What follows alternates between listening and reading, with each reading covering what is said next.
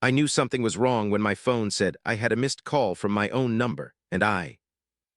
do not mean voicemail or some glitch, because it was marked as a normal call that lasted 30 seconds and ended while I was asleep, and I live alone, and I never sleepwalk, and I never make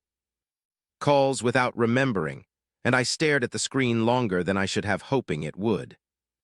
change, but it stayed there like it belonged, and I felt that slow, cold feeling in my stomach, like when you realize you left the stove on, but deeper and heavier, and I tried calling my number back, but it went straight to voicemail, and I almost stopped there, but I did not, and I listened to the message, and I expected silence or static or some weird noise, but I heard my own voice breathing, and it sounded tired and close to the microphone, and after a few seconds I whispered my own name, and I said, "Please listen," and I said, "Do not go into the spare room," and my hands started shaking because I had not told anyone about the spare room, and nobody ever goes in there because it is empty, and I do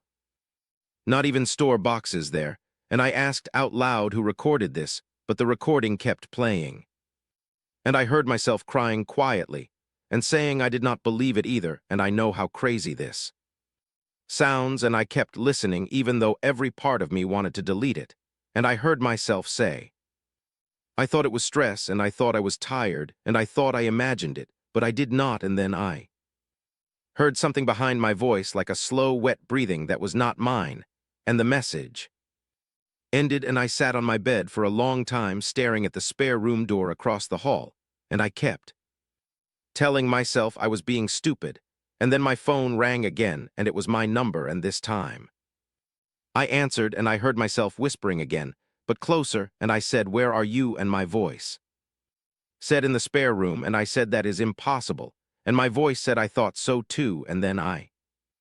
heard a knock on the spare room door across the hall, and my phone whispered, "I am on the other side of it," and I finally understood that I was not listening to a recording of myself, and I was listening to the version of me that already opened that door.